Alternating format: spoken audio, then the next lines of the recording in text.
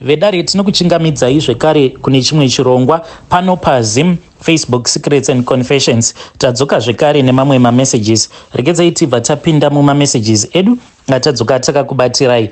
Message yedu yekutanga yakamira sekudai so: nganzi makadi zvenyu mukoma, ndinokumbirawo kuti muge muchindiposterawo nyaya yangu makavigawo chitupa changu. Inini mukoma, nyaya iyi yandiri kuda kukuudzai handina kana umwe munhu wandati ndamboudza nyaya iyoyi. Ende ivo bhudhi vakati handifanire kuti ndinge ndichiudza vanhu kuzosvika ivo vachizondiudza kuti vanenge vapedza kugadzira mhiko dzavo. Saka bhudhi ava vakabva mukufirwa nemwana, saka vakabva vazoya kwandiri vakabva vati, hanzvadzi yangu, ndine nyaya yandiri kuda kukuudza. Ndokubva ndati, taurai zvenyu bhudhi. Saka semunhu ainge achangobva mukufirwa nemwana, ndakafungidzira kuti maybe vane mazistress, but nyaya yavakandiudza mukoma, kana nanhasi ndinoti kana ndikafunga nezvayo ndinobva ndanzwa ndichita kumerera nekutya. Bhudhi vakabva vandiudza kuti ivo paya pavakamboti vainge vachienda kuMupumalanga, because ivo bhudhi vanoita zvekuvaka, vakabva vati ipo paya ndainge ndisina kuenda kuMupumalanga. Ndikabva ndati mainge makaendepiko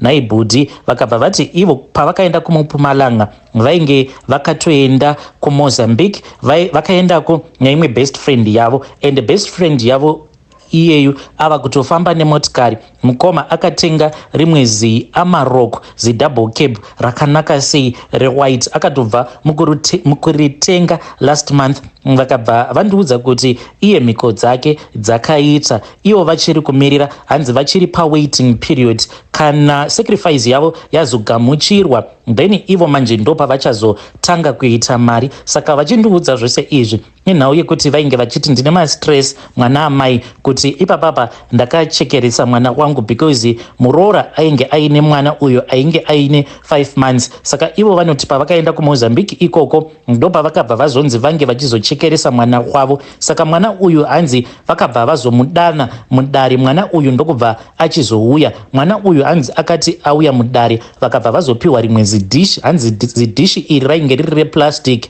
riri reyellow. Mwana hanzi ainge akagadzikwamo muzidishi iroro. Ndokubva vazonzi nen'anga iyaiya vange vachizotora banga. Mushure mekunge vatora banga vakabva vazonzi vange vachigura mwana iyeye. Saka ivo hanzi ndakaita zvose izvozvo, but vanoti hanzi ndakazviita mukuchema, ndichitochema kuti shuwa mwana wangu ndiregerere. Sandizvo izvi zvandainge ndichitarisira kuti ndo zvandainge ndichida kuti ndinge ndichizokuita, but ndikuda kuti kana ndikachekeresa iwewe then vanen'ina vako vanokwanisawo wanawo upenyu hwakanaka, because ivo bhudhi uyu mwana wavakachekeresa ndiye mwana wavo wekutotanga first born. Saka vakabva vachekeresa mwana wavo. So ndonyaya iyi yandakaudzwa nabhudhi. Ivo vakangonditi usaudza kana munhu. Ndakabva ndavabvunza kuti komuroora anozviziva here kuti nhai bhudhi ndimi makachekeresa mwana wake? Ivo vakabva vati kana muroora haatozvizivi kuti ndini ndakachekeresa mwana wedu uyu, but ivo manje vari kuti vachazopiwa mushonga.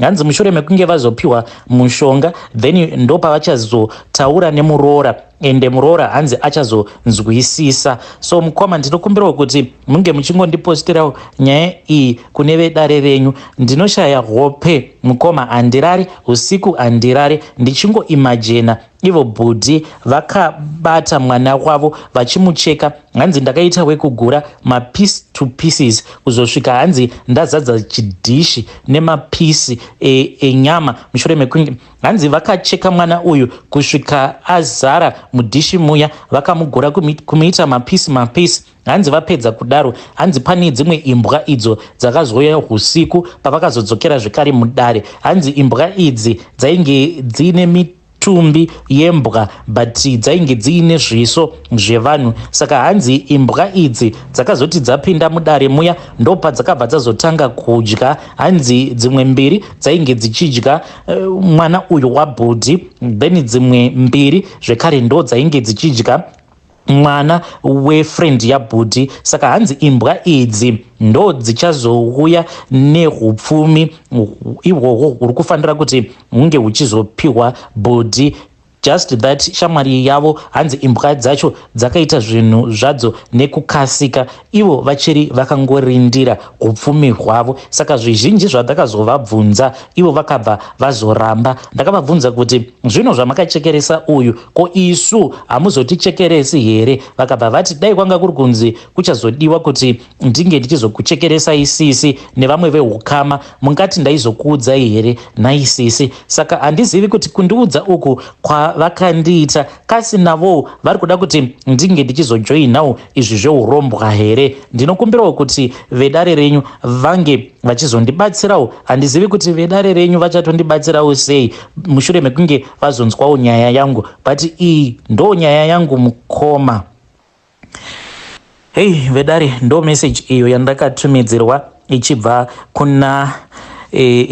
kuna vanzvadzi vedu. Please ngatizamei kuti tinge tichitaura navo mucomment section. Hey, pakaipa zvimwe vari kuda kuti munge muchizobatsirana vanzvadzi, but ndo mafungiro angu iwayo, asi ngatitaureiwo navo mucomment section. Regedzai tibva taenda panyedu inotevera. Nyedu inotevera yakamira sekudai. Hanzi makadi zvenyu mukoma, inini I am a married woman. Saka kuchechi kwedu kwakauya umwe murume.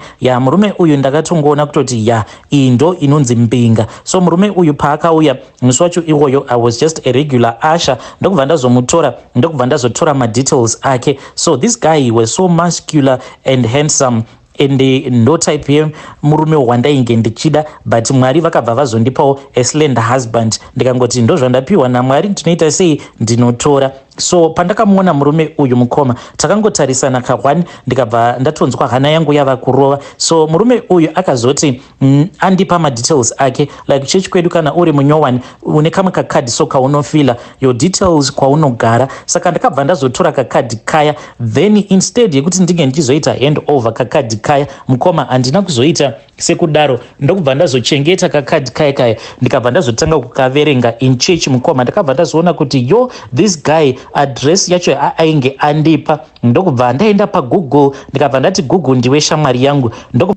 ndokubva ndazonyora address yaya. Saka kana ukanyora address inokwanisa kukupa option yekuti unoita 3D view. Hey mukoma, ndakati ndaita 3D view kudai ndichitarira mapictures epamba pacho apo Google payainge ichiti ndo paanogara. Ndakati ndatarira kudaro mukoma, ndokubva ndaona kuti mainge muri muestate apa pamba pacho painge paine magaraji matatu, koiro zimba racho rainge riine zibalcony. Ndokubva ndatoti baba ava kana kuri kunzi ivo havana mukadzi, but kunyange zvikanzi vane mukadzi, ndoda kutombozama lucky. This is going to be the first time that I'm going to be cheating on my husband nembinga iyi iri muscular kudai. Saka ndakazoti ndatora mafone numbers ake ndokubva ndamaseva, but mukoma mafone numbers awa ndakabva ndazomaseva nezita rechikadzi, and ndini ndakazotovatanga baba ava because takazoti tava kukwazisana paya. Ndokubva ndatogara ndatongomutipa, ndikabva ndati I was going to speak with him on WhatsApp, aisafanira kuti ange achizovhunduka, and ndakabva ndataura naye. Murume wangu ari busy achitodriver apa ndaike ndichitotaura nembinga iyi, tava kutodzokera kumba mukoma. Takazosara tozosvika kumba, but tainge tatova murudo usiku hwose tainge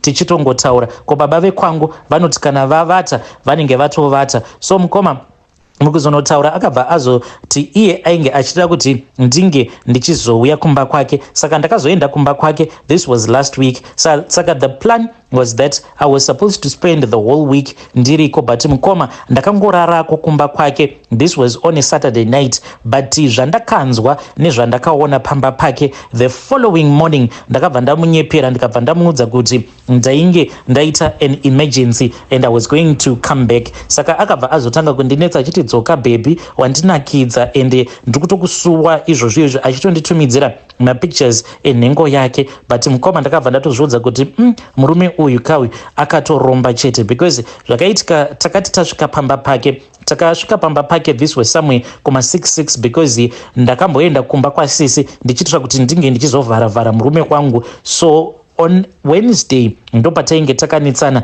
nemurume. Saka inini ndini ndakatotanga nyaya ndichiziva kuti murume wangu munhu uya wekuti anokasira kuhakira mafeelings. Saka ndakabva ndangoita zvinomubohwa ndokubva atanga kupopota. Akapopota zvekuti inini ndakabva ndazobuda pamba ndichiti wanga uchida kundirova, ndokubva ndatoita maaudios. Saka nyaya manje yainge isisiri nyaya iyo yandainge ndaita, but yainge yava nyaya yekuti inini ndainge ndaripota, ndamuripotera kuna Natsano kuti anga achida kundirova. Saka vana Tsano vainge vachimupa pressure nekoko, iye achindituka nekoko. Saka Friday manje ndo pandakazoti shamwari, kana marriage yacho inge ichipera ngaipere, but I was just lying to him. I just wanted some time with my boyfriend. So ndakabva ndazobuda ndichiti ndainge ndichida kuenda kuna sisi. Saka sisi vangu ndinovaziva kutoti don't guy and ivo vanotohurirawo bankuru. Saka ndakabva ndazovaudza kuti sisi ini ndoda kumboenda kumba kwefriend yangu. Havana kana kutombondibvunza kuti friend yako mukadzi here kana kuti munhurume. Ndakangovaudza kuti I just want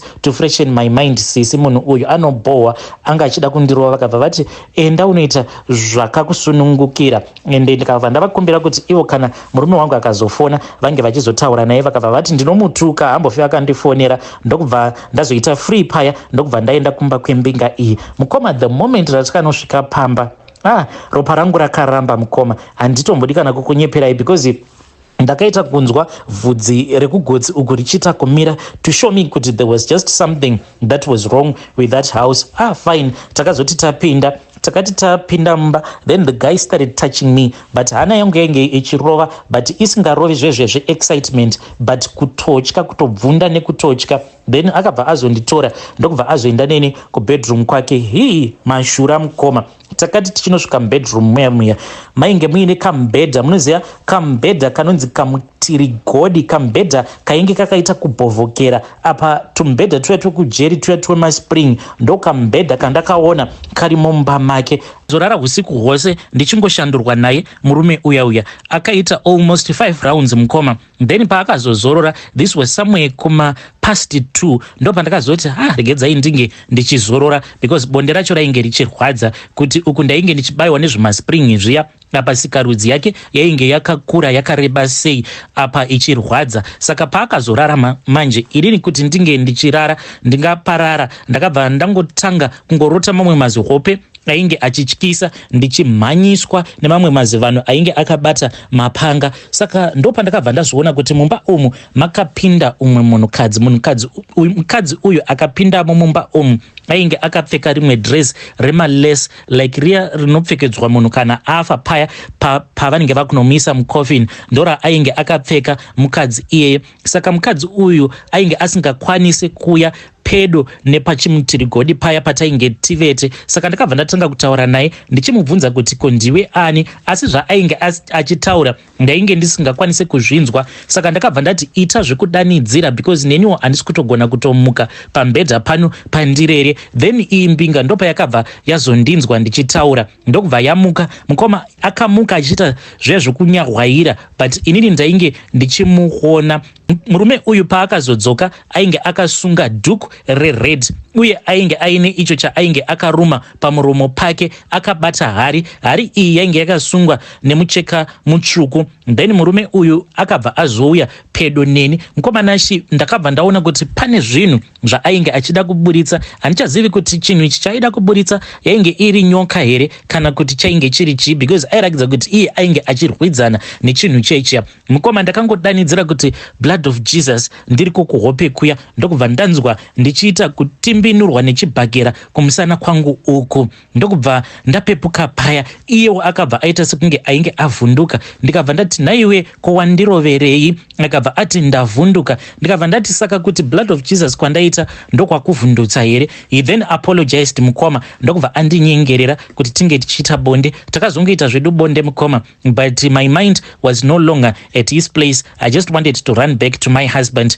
Zvino mukoma ndakazoti ndadzoka kumba, murume uyu akabva azotanga kundipa pressure achiti dzoka, but inini ndakabva ndangotanga kumuignore. Saka now iye ari kuti anondida, ari kuda kundiroora. Manje handichazivi kuti ndomushandisira triki dzepi dzekuti ange achisiyana neni. Munhu uya wekuti ane imwe bhodhi yekuti kana akakubata unoita kunzwa mazishiri mumuviri mako.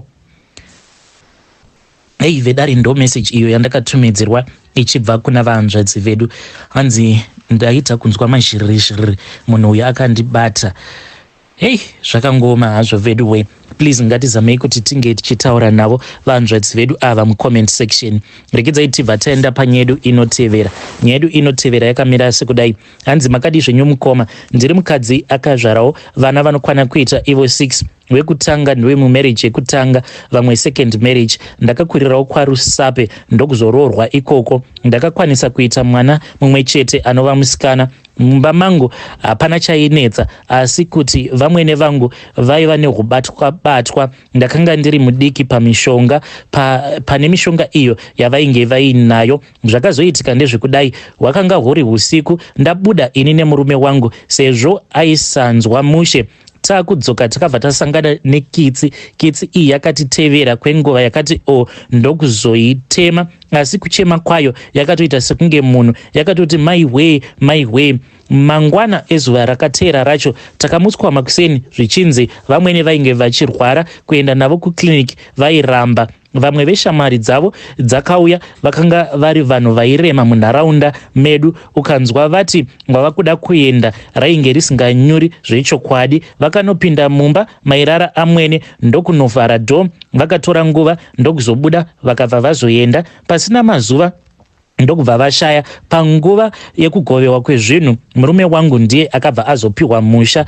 Takanga tava kushandisa bedroom ravo, ndipo pakabva pazotangira hondo yose. Mainge musingagariki zvekutoshaya hope chaidzo. Murume wangu ndipo paakazoburitsa jira tswanda ndokudeedzera zita, asi pakabva pazouya zizi nekiti yaigara pamba apa dzainge dziri kuma3 dzeusiku. Ndipo paakandiudza kuti taifanira kuti tinge tichishandisa zvinhu zvose izvi tose. Ndakatanga ndicharamba, asi nekutya ndokubva ndazobvuma. Ndakaudzwa mashandisirwo azvo, kubva pakudeedza zizi nezita, kiti nenyoka yainge ichigara pasi pemubhedha. Hanzi ndiyo yaitotichengeta.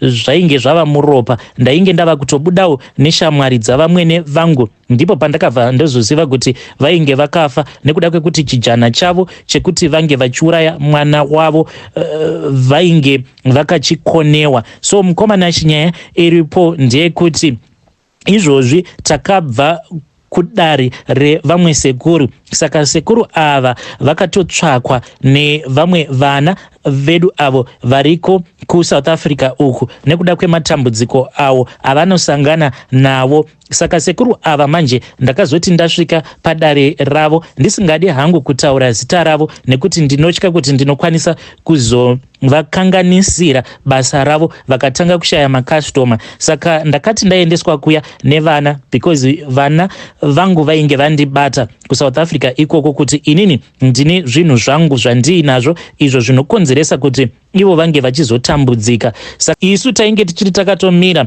kunze kwegedhi, ndokubva ndatotanga kutotaura navo sekuru vaya mumweya. Ivo vana vangu ava vasina kana chavainge vachimboziva kana kunzwa kuti ndo zvandainge ndichiita. Saka nasekuru ava takabva tazotanga kuita mutsimba. Munoona zviya sezvinoitwa nevanhu wrestling, ndo zvandainge ndichiita navo sekuru ava, tichiita mitsimba tichirwidzana paya. Ndokubva ndazovapina ndikabva ndavakurira. Ndakati ndakavapina kudaro vakabva vazotanga kuchema. Ndikabva ndati iwe kana ukangondibata chete, kana ukangobata uroyi hwangu, ndikuda kuti ndinge ndichizokuuraya. Saka ivo manje vakabva vazoti izvi zvinhu zvatainge tichiita zvaifanira kuti zvinge zvichizoitwa muchivande, but vainge vaine vanhu vavo avo vavainge vachiti vaifanira kuti vange vachiuya kuzotitora mavhidhiyo, but tiri mumweya mukurwidzana. Ndakavaudza kuti vanhu vavo vaisafanira kuti vange vachiuya kuzotitora mavhidhiyo. Vana vangu vakatoshamisika, vakati zvimwe kuda itsitsi dzavo sekuru ivavo, nekuti sekuru ava ivo zvavanoita vanoti kana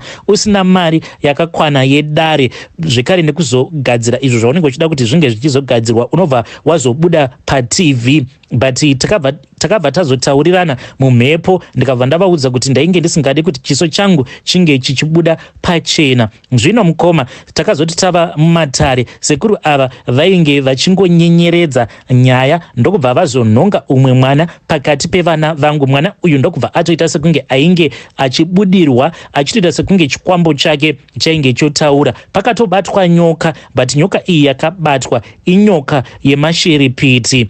uye mumweya ndainge ndichitovaseka pose pavainge vachindinyenyeredza. Zvino takazoti tabva kudare kuyakwiya tiri munzira tichidzoka kumusha, ndakabva ndazosangana neumwe murume. Handizivi kuti murume uyu wandakasangana naye ndiye wacho wavanoti Jesu here, because chiso chake chainge chichipenya. Akangotarisana neni kudai ndokubva adzungudza musoro wake, ndokubva anyangarika. Akati adzungudza musoro wake kudaro, ndakabva ndanzwa nyoka yangu ngezvimwe izvo zvandainge ndatakura, izvo zvandinoshandisa, zvandinoti varwi vehondo dzangu pandinenge ndichienda kunorwa hondo dzinondiremera, zvakabva zvadonha. Nyoka iyi yakabva yadonha muchiuno mumotikari umo matainge tiri. Hakuna kana akamboiona nyoka iyoyo. Then zvikwambo zvangu ndokubva zvazotiza, ndakazozviwana zviri kumba, but pandakazozviwana zviri kumba ndakazototanga kuzotozvipa mishonga nekuti zvainge zvatsva zvichiita sekunge zvainge zvakakandirwa mumoto. Vedare ndo message iyo yandakatumidzirwa ichibva kune vamwe gogo. Hey, zvakangoma hazvo vedwe, naimi zvazvotyisa. Hey, pakaipa. Nanzi ndakawanawo mafoni numbers enyu mune rimwe group.